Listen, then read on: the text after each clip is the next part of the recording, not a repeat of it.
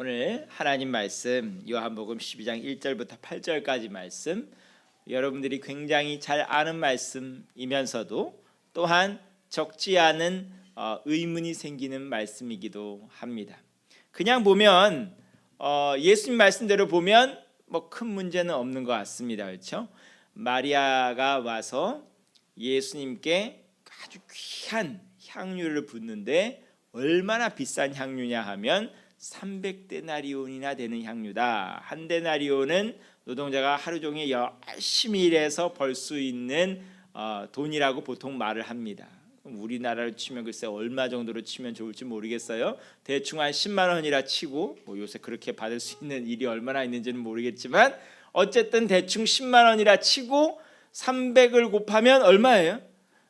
3천만 원 정도 되는, 뭐 그야말로 오늘날의 정확한 금액으로 환산을 할 수 없으나 굉장히 비싼, 거의 1년 가까이를 꼬박 일해야 모을 수 있는 돈으로 살 수 있는 향유 한 근을 온전히 예수님께 쏟아 부었다, 이 소리입니다. 그걸 놓고 주변에 특별히 제자들 중에서도 가장 똑똑한, 뭘 근거로 가장 똑똑하다 그럴까요? 회계 담당자였거든요. 머리 안 돌아가는 사람 회계 담당자로 세우지는 않잖아요, 그렇죠? 가장 똑똑한 가룟 유다가 지적을 합니다. 뭐라 지적할까요? 야, 그 비싼 향유를 갖다가 한 번에 그렇게 다 쏟아붓는다고, 야 그거 팔아다가 가난한 사람들한테 주고 좋은 일에 더 쓸 수 있는데 지금 이게 뭐 하는 짓이냐고. 뭐 하는 짓 맞아요, 틀려요? 뭐 하는 짓이 맞지요. 잘못된 거라고 말할 수 있죠. 낭비지요. 예수님께서 뭐 그 당시에 다니실 때 뭐 고급 승용차 타고 돌아다니는 것도 아니고 수도 없이 소위 말해서 먼지 묻고 땀내 나고 하는 그 옷 입고 다니시는데 거기에 향유 갖다 붓는다 할지라도 얼마나 가겠어요, 그렇죠? 근데 거기다가 그 붓는 위치 자체도 어디다 갖다 부어요? 보통 향수 어디다 뿌려요? 좀 잘 드러나는데 머리털 같은데 뭐 옷이든 뭐든 이게 뭐 티가 나는데 해야 될 거 아니에요, 그렇죠? 근데 그 향유 전체를 어디다 갖다 부었대요? 발에 갖다 부었대요. 좀 있으면 티도 안 날 곳에, 가장 비효율적인 것에 갖다 부은 거예요. 그러니 가장 똑똑한 가룟 유다가 볼 때 마음에 들어요, 안 들어요? 안 들죠. 가장 비효율적이다, 이 소리죠. 뭐 하는 짓이냐 이거죠. 막 예수님 앞에 있는데 막 그 마리아를 놓고 막 뭐라고 막 야단치고 막 그럽니다. 예수님께서 이 상황에서 뭐라 그러셨을까요? 그래, 네 말이 맞다. 생각해 보니까 글쎄 이 내 발에 지금 향유 한 근을 갖다 붓느니 이거 돈으로 바꿔서 나한테 주지. 그러면 좀 더 맛있는 것도 사 먹고 뭐 별의별 얘기 다 할 수 있겠죠, 그렇죠? 굉장히 비효율적인 일을 하였구나, 마리아야. 뭐 내 생각하는 것까지는 좋지만 좀 상당히 좀 잘못한 것 같다라는 말을 제가 예수님이더라도 제가 가룟 유다 편을 들었을 것 같아요. 그런데 예수님은 뜻밖의 말씀을 하십니다. 무슨 말씀을 하실까요? 7절 말씀을 보면 그를 가만두어. 자, 여기서 누구 편을 들어주시는 것 같아요? 사실은 양쪽에 중립적인 태도를 취하시는 거예요. 지금 가룟 유다 야단치신 건 아니잖아요. 가룟 유다가 잘못됐다고는 말을 안 하세요. 네 말이 맞다 하는 걸 일단 인정해 주시는 거예요. 그 대신 뭘 하는 거예요? 가만두어라 하는 양해를 구하는 거예요. 가만두어라. 지금 네 말이 맞긴 맞는데 그럼에도 불구하고 지금 그런 판단과 정죄를 멈추고 가만두어라. 그러면서 하시는 말씀이 뭐예요? 나의 장래할 날을 위하여 그것을 간직하게 하라. 무슨 소리예요? 지금 마리아가 이런 일을 한 데에는 특별한 목적이 있다라는 말씀을 하시는 거예요. 그러면서 8절에 이런 말씀을 하세요. 가난한 자들은 항상 너희와 함께 있거니와 나는 항상 있지 아니하리라 하시니라. 지금 가난한 자들 도와주는 거가 잘못됐다는 말씀을 하시는 게 아니고요. 그것도 필요하고 지금 가룟 유다 말도 다 맞는데 지금 현재 하나님의 스케줄에는, 하나님의 계획상으로는 지금 마리아가 한 일이 맞는 거다 하는 말씀을 하고 계시는 것입니다. 여기서 무슨 지금 주제가 나오냐 하면, 우리는 자꾸 하나님 앞에서 옳고 그른 거를 따지려고 하는데, 하나님께서 더 중요하게 보시는 것 중에 하나는 지금 하나님의 계획표에, 하나님의 시간에 맞아 들어가느냐 안 맞아 들어가느냐가 더 중요하다는 말씀을 하고 계시는 겁니다. 지금 옳고 그르다의 기준을 넘어서는 이야기입니다. 하나님의 시간에 안 맞추게 되면 어떤 결과가 발생하느냐, 때로는 그것이 하나님의 뜻을 거스르게 되고 하나님 앞에서 더 큰 책망을 받게 되는 요인이 될 수 있다고 말을 해줍니다. 그런 얘기가 어디 나오냐고요? 성경 곳곳에서 등장하는데요. 그 대표적인 예 중에 하나가 뭐냐 하면, 예수님께서 십자가에 달려 돌아가시기 위하여 예루살렘에 들어가신 후, 그러니까 잡히시기 일주일도 채 안 되는 그 시점에서 예수님께서 제일 먼저 하신 일 중에 하나가 뭐냐 하면 무화과 나무를 찾아가신 거예요. 무화과 나무를 찾아가셨는데 성경에 보면 예수님께서 배가 고프셨대요. 그래서 무화과 나무에서 무화과를 따려고 무화과 나무를 살펴보는데, 문제는 뭐냐? 무화과 나무에 잎은 무성한데 정작 찾으시는 무화과가 없어요. 예수님 열 받아요, 안 받아요? 열 받으셨어요. 그런데 거기서 성경에서 아주 재밌는 그 주석을 달아놓는데 무슨 얘기가 나오냐 하면, 이때가 무화과가 열릴 때라고 했을까요? 열리지 않을 때라고 했을까요? 지금 우물가에서 숭늉 찾고 계신 거예요. 지금 사람의 기준으로 볼 때, 자연적인 시간으로 볼 때는 지금 무화과가 안 열리는 게 당연한 거예요. 지금 무화과 때가 아니거든요. 근데 문제는 뭐예요? 지금 예수님께서 필요하시단 말이에요. 그래서 예수님께서 무화과 나무 잎은 무성한데 무화과가 없으니까 예수님께서 당장 어떻게 하세요? 무화과 나무를 저주하시죠. 그러자 그 무화과가 말라 비틀어졌는데요. 어떻게 그 나무가 말라버렸을까요? 뿌리에서부터 말라 들어갔다고 얘기합니다. 보통 나무가 마를 때는 어디서부터 마르는 게 정상이에요? 잎사귀, 꽃 이런 데서부터 말라 들어가서 뿌리가 제일 끝까지 남는 거죠. 그런데 무화과 나무는 거꾸로 뿌리부터 말라 들어갔다 하는 말씀을 하고 있습니다. 예수님 성격이 괴팍하다는 얘기를 하고 있는 것이 아니고요. 뭔 얘기를 하고 있는 거예요? 하나님의 시간표에 맞추지 않았을 때 문제가 일어난다는 말씀을 하고 계시는 겁니다. 인간적인 기준에서는 무화과 나무 열매 없는 게 맞지요. 그런데 문제는 뭐예요? 하나님의 스케줄은 지금 무화과가 필요할 때다 이 소리입니다. 그거 맞추지 못하면 무화과가 뿌리부터 말라 들어간다 이 소리입니다. 그런 얘기들은 뭐 곳곳에서 튀어나옵니다. 뭐 계속 주님께서 하시는 말씀이 뭐냐 하면, 하나님의 스케줄을 좀 알아라. 그러면서 무화과 나무 관련돼서 하시는 말씀이, 무화과 나무를 딱 봐라. 그러면 이때가 열매가 맺힐 때인지 맺히지 않을 때인지 시대를 분별할 수 있다 하면서, 너희도 시대를 분별하라고 하는데, 그 시간이, 그 시대가 어떤 시대에 하나님의 스케줄을 보라 이 소리예요. 지금 현재 내 스케줄 보지 말고 하나님의 스케줄 보라는 거예요. 왜 그게 중요해요? 우리의 모든 생명이 하나님께 달려있기 때문입니다. 이 얘기가 무슨 얘기냐?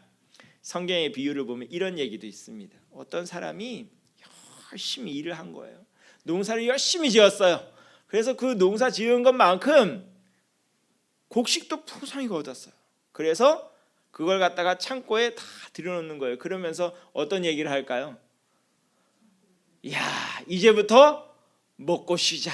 내가 농사 열심히 해가지고 창고에 가득 채워놨다. 뿌듯한 거예요, 마음이. 그런데 하나님께서 그 창고 가득 채운 부자에게 무슨 말씀하셨을까요? 내가 오늘날 내 영혼을 데리고 가겠다. 해놓은 게 어떻게 되는 거예요? 다 남의 것 되는 거예요. 뭐 자식이 먹든 이웃이 먹든 누가 먹든 간에 다 남의 것이 되는 거예요. 지금 해야 될 일이 그게 아니라는 거죠. 하나님의 시대를 분별하고 하나님의 뜻을 분별하는 사람은 정말 중요한 것은 지금 창고를 채울 때가 아니라는 것을 알아야 된다는 소리이죠. 창고를 채우는 게 잘못됐다는 소리가 아니에요. 지금 현재 그 사람에게 가장 필요한 것은 창고를 채우는 게 아니라는 소리입니다. 그 외에도 구약으로 거꾸로 거슬러 올라가면요, 가장 대표적인 게 바로 다윗이 성전 짓는 얘기가 있어요. 성전 짓는 거 좋은 거예요, 나쁜 거예요?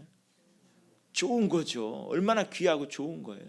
하지만 어떤 이유에서든 하나님의 시간표상으로는 다윗이 성전을 짓는 게 아니에요. 그것을 다윗이 성전을 짓겠다고 우기고 뛰어들면 어떤 사태가 생길까? 어떻게 해서라도 하나님께서 막으셨을 거고, 하나님 앞에 다윗은 반역에 가까운 죄를 짓는 거예요. 하나님께서 원하시지 않는 일을 하는 거니까. 오늘도 주님께서 우리에게 원하시는 것, 옳고 그른 것 분별하는 것도 굉장히 좋은 일이지만, 문제는 옳고 그른 것 이상으로 더 중요한 일은 하나님의 뜻이 지금 어디에 있는지를 분별하는 것입니다. 교회 전체를 대해서도 그렇고, 나라를 놓고도 그렇고, 우리 개인을 놓고도 그렇습니다. 각자가 지금 해야 될 일이 있다, 이 소리입니다. 각자에게 하나님께서 가장 급선무로 해결하라고 하신 일이 있다, 이 소리입니다. 성경을 보게 되면 하나님께서 가장 급선무로 해결하라 하신 것 중에 하나가 뭘까요? 성경을 보게 되면 주님께서 가장 귀하게 회복하라고 하신 것 중에 하나가 뭐냐? 따라해 볼까요? 관계 회복. 어디 나오는 얘기예요? 마태복음에 나오는 얘기예요. 하나님 앞에 예배드리는 게 중요해요, 안 중요해요? 굉장히 중요한 얘기죠. 모든 성도의 신앙의 첫걸음은 예배에서부터 시작하는 것입니다. 예배가 사라지면 그리스도인이 될 수가 없습니다. 그런데 예수님께서는 오히려 그 예배보다 더 중요한 게 있다고 말씀하시는 거예요. 뭐라고요? 관계로 회복하는 거예요. 너희가 주님 앞에 예물을 드리다가 형제에게 뭔가 걸린 게 생각이 나, 뭔가 꼬여 있어. 그럼 뭐 어떻게 하라고 했을까요? 예배 다 드리고 나서 가서 회복해라 한 게 아니고 뭐 하라고 했을까요? 거기서 무조건 중지. 아니, 예물을 드리다가 제물을 드리다가 어떻게 중지를 해요? 중지하기가 불가능한 거죠. 사실상 하면 안 되는 거죠. 그럼에도 불구하고 주님께서 하시는 말씀이 중지. 그 다음에 뭐 하라고 했을까요? 그 사람과 화해하고 관계 회복하고 그 다음에 뭐 하라고요? 다시 와서 예배 다시 시작. 불가능한 일이에요. 사실상 그런 건 있을 수가 없는 거예요. 구약 제사에서 어떻게 예배를 중지시켜 놓고 다시 딴 일을 하다가 다시 돌아와요? 그건 있을 수가 없는 얘기예요. 그러나 주님께서는 그렇게까지라도 관계 회복이 중요하다는 말씀을 하고 계시는 거예요. 사람 사이의 일이 막히면 하나님과의 관계도 막힌다는 얘기를 하고 계시는 것입니다. 오늘 여러분 삶 가운데 원망과 분노가 있고 여러 가지 상처가 있다면 그것부터 해결하시기를 부탁을 드립니다. 그것이 회복이 안 되는 이상, 사람 사이의 관계가 꼬여 있고 막혀 있는 이상, 여러분들이 아무리 성령의 은사를 받고 뭐 대단하다 할지라도 그 모든 것은 다 허상에 불과한 것입니다. 그 얘기가 어디 나와요? 고린도전서 13장에 나오는 것이죠. 관계 회복의 가장 밑바탕은 뭐예요? 바로 사랑인데, 사랑이 없으면 어떻다고 했을까요? 너희가 아무리 방언을 하건 예언을 하건 뭔 믿음이 있어서 뭐 대단한 기적을 일으키건 아무런 소용이 없대요. 아무런 소용이 없대요. 우리가 하나님 앞에 아무리 대단하게 쓰임 받는다 할지라도 아무 소용이 없대요. 사랑이 있어야만, 그 사랑 가지고 관계 회복을 해야만 우리가 주님 앞에 가치 있는 일을 할 수 있다라고 말씀을 합니다. 베드로는 또 뭐라고 할까요? 마지막 때가 다가오면 다가올수록 더욱 뜨겁게 사랑하라고 했습니다. 마지막 때를 이기는, 어둠의 권세를 이기는 가장 강력한 힘은 사랑입니다. 제가 오늘 같이 이제 찬양하고 기도하는 시간에도 언급을 했지만, 많은 분들은 지금 이 시기에 필요한 것이 뭐 경제 문제 풀어야 된다 그러고 정치 문제 풀어야 된다 그러고 뭐 별별 얘기를 다 하는데, 중요한 얘기지요. 하나도 안 중요한 얘기가 어디 있어요? 다 풀어야 될 문제 맞지요. 그러나 우리 심령들 가운데 사랑이 다 사라지고 메마르고 상처나고 망가져 있는데 그 상태에서 경제 회복하면 뭐 할 거예요? 짐승의 마음을 가졌는데 돈은 많아요. 그럼 어떻게 될까요? 세상이 더 악해지는 거예요. 세상이 더 악해집니다. 마음이 짐승의 마음이 돼 있는데 우리나라가 국력이 강대해지고 군사대국이 되면 어떻게 될까요? 히틀러 되는 거예요. 그게 짐승의 마음 가지고 힘이 있으면 그 히틀러 되는 것입니다. 그런 의미에서 요한계시록에 마지막 때에 이 세상을 움직이는 어둠의 세력을 짐승으로 표현한 것이 우연이 아닙니다. 요한계시록을 보면 이 마지막 때를 움직이는 악한 권세의 대표적인 이미지가 뭐냐 하면 짐승입니다. 그 짐승이 사람들을 다 지배하게 돼 있거든요. 사람의 마음이 아니라 짐승의 마음을 가지게 되는 것입니다. 오늘도 우리가 주님의 형상 회복할 수 있기를 원합니다. 창세기를 보게 되면 우리가 어떻게 지음 받았대요? 하나님의 형상대로 지음을 받았대요. 그러면서 가장 먼저 나온 얘기가 뭐냐 하면 남자와 여자로 만드셨다는 얘기가 나옵니다. 이게 이상한 얘기죠. 하나님의 형상대로 만들었으면 원래는 어떤 모델이 있으면 그 모델을 놓고 그 본을 떠서 뭔가를 만들면 다 똑같이 나와야 되잖아요. 그렇죠?